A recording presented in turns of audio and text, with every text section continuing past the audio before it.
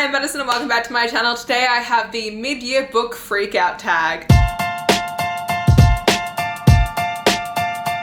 Oh, I love this time of year. It's always so much fun. So there are a bunch of different prompts for the mid-year book freakout tag. All of them will be down below if you would like to redo this tag yourself. But without further ado, let's get into it.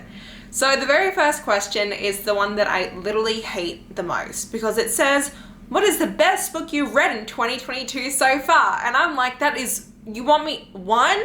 What do I look like? I can't pick one favorite book. That is literally impossible. I spent 30 minutes sitting on the floor staring at my shelves having an internal crisis. So for my favorite book of this year, I'm gonna cheat and pick a series because I'm allowed to. Screw everyone else. I'm gonna do Catherine Moon's Sweet Verse. So that is gonna be Baby and the Late Night Howlers plus ᴏ and the Millionaires, book 1 and book 2. This is what introduced me to Omegaverse and has literally changed my entire life because I'm now an Omegaverse hoe and a half. I love Omegaverse. But also I just love this series. It was so much fun. Catherine Moon is like a brand new, well, I read her last year, but she's a new favorite author of mine after reading these books. Baby was great because Baby is a book that I read and I gave it like a 4 out of 5 stars. And then like 2 weeks later, I was still thinking about the book and was like, screw it, I'm giving it a 5 stars. ᴏ and the Millionaires, I just adored reading it right off the bat. One of the guys in this, his name is Leo. He is the beta and he was so amazing to Lola. This book was just amazing in general, to be quite honest with you guys. I wish I owned them all in paperback, but I don't yet. I only own ᴏ and the Millionaires Part 2 in paperback, which is thanks to, who gifted this to me? Someone gifted this to me. Oh yeah, this was gifted to me by my friend Lulu. So, thank you so much. But I love this series so much. It also really spoke to me because of everything that Lola goes through, and this is something that I also personally really connected to, and I just love this series so much. So if you have not checked out Omegaverse, you haven't checked out Catherine Moon, please do, because this series was freaking amazing. The next question is a lot easier, and that is, what is the best sequel that you've read this year? Well, technically, I have read a couple of sequels, but technically I've really only read one proper sequel. Pretend that didn't happen. And that is House of Sky and Breath by Sarah J. Maas. Perfection. This made my life so easy. This is literally the best sequel I have read this year. Man, I love this book. What a wild ride this was. Oh, man, can you believe this came out this year? This feels like it came out so long ago. I was so shocked when I realized it was all the same. Oh, my reading vlog for this, all the videos I did for this was such, this is so good. This was amazing. I cannot wait to see what Sarah J. Maas does next. I'm so excited. If you don't know, this is book 2 in her Crescent City series. Not gonna go into it. You guys should know this by now. If you don't, that is not my problem. I've got so many videos on it. Next question is, what is a new release that you would like to get to that you have not yet gotten to? I've got 2 for this. So one of the new releases I want to get to that I haven't gotten to yet is Things We Never Get Over by Lucy Score. This came out in January of this year. I was sent it. I've seen a lot of people love this and rave about it, so I'm definitely super intrigued to like read it. All I know is that it's grumpy sunshine set in a small town. We've got a girl who ends up becoming the guardian of her sister's daughter and a grumpy dude that she ends up getting help from. That's it. I don't need to know much all. I'm just excited for it because I love small town grumpy sunshine romances with single parents. I'm a simple gal. At the same time, this literally came out like 3 days ago. This is Help Me Remember by Corinne Michaels. I adore Corinne Michaels with the entirety of my heart. And this is a brother's best friend amnesia romance. That is all I know about this one. We then have, what is your most anticipated book for the second half of this year? Now for me, that is pretty simple. It is Lizzie Blake's Best Mistake or something like that by Maisie Eddings. This is book 2 in Maisie's current series. I read A Brush with Love earlier this year and freaking loved it. I gave it a 5 out of 5 stars as a rom-com. It's one of the few traditionally published romances that I've given a 5 stars to over the last 2 years, and so this sequel following Lizzie, which is one of the friends in the first book, I'm so excited about. All I know about this one is that it is a accidental pregnancy. I think she's a one-night stand with this guy and then oopsies, I'm pregnant. I'm excited for this. I'm super stoked. I love Maisie's writing. This comes out I don't know when, the date will be up here, haha. But I'm really excited for it. It's definitely like one of my highly anticipated books for the second half of this year. And you know, to be honest, there aren't like a lot of actual books coming out in the second half of this year that I'm genuinely excited for, so this is a positive. Next question is, what is your biggest disappointment? There were a couple. There were actually sadly a couple of books that were quite disappointing to me. But I have one that is a brand new disappointment. Oh, we love that. Right, fresh wound right here. This Vicious Grace by Emily Thied. This is a 3 out of 5 stars. I wanted to love this book. I thought I was going to love this book and I didn't. And so I'm just disappointed. This isn't a bad book. A lot happens, but at the same time, nothing happens. And because of that, the pacing was off and I was just like, meh. You know? Oh, it had such potential. Just missed the mark for me. There are some people who really love this book so far that I've seen. But me and like one of my friends as well kind of had the same feel. It's like there was so much that could have been done and it just kept missing the mark. Like the romance in this had really great potential, but missed the mark. Yeah.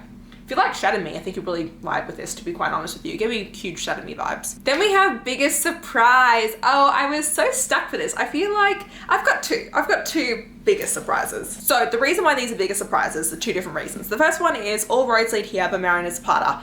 This was a big surprise because it's Mariana Zapata and I was deathly terrified I would hate her because she's a slow burn romance author and nothing happens like romantically, sexily until the last like 10% of the book.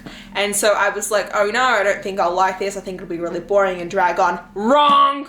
I love this book. It was freaking amazing. It was awesome. You're following Aurora. She just moves to this small town after getting a massive divorce, is just trying to live her life, rents an Airbnb, gets to the Airbnb, finds out the kid rented it out as an Airbnb without the dad's permission. The dad is #pissed, agrees to let Aurora stay on the stipulation that he never sees her, and the two of them end up falling in love. Ta-da. So I really ended up enjoying it. I highly recommend. The other one is The Words by Ashley Jade. This surprised me because I hate rockstar romances, but I guess I don't. So this is a rockstar romance. I also, like, this is a chunky monkey, but I also picked this up like not even knowing anything about the book. Like my Kindle died one night and I wanted to read something and I just received this book in the mail and I was like, screw it, I'll just pick this up and see what happens. Ended up reading half of this book in one night and sat there and I was like, oh my God, this is so bingeable and amazing. This book is not going to be for everyone. It does have a lot of trigger warnings in it and the relationship in this is kind of toxic at times. Some people might not be good with that and I do want to put that out there, but I love this book. I went through so many different emotions. I was happy, I was sad, I was angry, I was just like, every single emotion you can imagine you go through reading this book, and it really shocked me. So Phoenix and Lennon met in high school. Phoenix was the popular bad boy. Lennon was fat and bullied by everyone in high school, but the two of them end up making friends and kind of having sort of a romance until Phoenix ends up betraying Lennon horribly. Flash forward 4 years later, Phoenix is a huge rock star, but a lot of shit's going on in his life. He is abusing drugs and alcohol, and Lennon ends up getting hired to be his sober companion to look after him during their next American tour. And so it's them kind of having their second chance romance after everything went wrong 4 years ago. And yeah, I'm not going to say much more because I don't want to give anything away because there's a lot of shit that goes on in this book that like does not encompass everything. Then we have a new favorite author. I'm so excited that I discovered this author this year, and that is Mikolia Smeltzer. This is another book where not many people are gonna like it. I love this book and this book series, but it's a duet, but a lot of people hate it. I love it to death, but this is Mikolia Smeltzer. I freaking love her. She has just been such like a new author of mine that I'm adoring of, and so I cannot wait to read more from her. And yeah, that's kind of it. Newest fictional crush. Oh, there's so many I could do for this one. Mostly because I read a lot of reverse harems and omegaverses this year, and there's always one or two guys in those harems that I just simp over and I love to death. So there are a lot that I could have done for this, but I'm not going to go the reverse harem and megaverse route for this. I'm going to pick someone else, and that's going to be Sean Arrowwood from The One For Me by Corinne Michaels. Sean Arrowwood stole my heart away. I love this guy so freaking much. He's a Major League Baseball player. He ends up having to come back to his small town for 6 months to live on his family farm so that he can inherit his portion of his father's will. When he goes back, he has his childhood best friend that he's been best friends with, you know, since childhood, and they end up kissing. And they end up kind of realizing that maybe they've had feelings for each other all this time and didn't realize it. And I loved this so much, but Sean was just everything. Oh my God. I can't explain to you why he was so amazing without like spoiling this book. But oh my God, I loved Sean. Like, so freaking much. He did the most amazing things, said the most amazing stuff. I'm gonna be quite honest with you. Most of Corinne's guys, I freaking adore, to be flat out honest with you. But like, he was also really funny and I just loved him to death, and he was just so beautiful and doting over Devney as well, and they were just the cutest couple, and so I freaking love Sean. Then we have newest favorite character. Now, I could have picked this character as also Fictional Crush, but they're just an overall favorite character of mine. What is his actual name? Oh my God, Lucas. We have Lucas from the Hades Quartet by Tate James. They call him Gumdrop though. That is his nickname throughout the series, is Gumdrop. Oh my God, I loved Gumdrop. Oh my God, you won't know until you read this series, but Lucas is one of the best characters I have read in my entire life. Oh, this baby, he's so innocent, gets brought into this hell of like crazy gang war in Shadow Grove, but he's freaking amazing. I loved him to death. He was like so much comedic relief. He also just loved Hayden so much and was just like so doting on her, but at the same time, like, he has like this massive schlong, okay? Like, ridiculously massive schlong, okay? And all the other guys in like the harem are always like commenting on it, which was also super hilarious. And then he was also like the youngest guy in that harem too. And so he was always like, I'm the youngest, I have the most stamina. And it was so funny. And I just, you couldn't not love Gumdrop. You can't not love Gumdrop. Like, it's just end of story. If you don't love Gumdrop, there's something wrong with you. So yeah. Then we have, what is a book that made you cry? I've got two for this. I'm going to cheat because I haven't finished this book yet, but I don't care. This is my current read, and I already know it's gonna be a 5-star, so I'm just gonna mention it here. I'm literally almost done with it, okay? This is A Strange and Stubborn Endurance by Foz Meadows. This comes out in July 26th, and this is an adult queer fantasy book. So you're following ᴛɪδᴛᴏᴅ. He is from a kingdom called like Relia or something like that, and in order to forge a alliance between his kingdom and the kingdom of ᴛɪδᴛᴏ, he is being betrothed to like what is basically one of the princesses there. However, when he gets caught having relations with a man, the envoy ends up proposing that instead of him being betrothed to the princess, he gets betrothed to the prince instead to keep the alliance between these two kingdoms. And so he ends up going to this other kingdom to be betrothed to the prince there. However, along the way they get ambushed, and it turns out that there's like all these people trying to kill him and the other family, and people trying to kill literally everyone. There's like this massive political plot going on, and it was freaking amazing, but I bawled my eyes out because there's a huge trigger in this when it comes to sexual assault, rape, suicidal ideation, and attempted self-harm.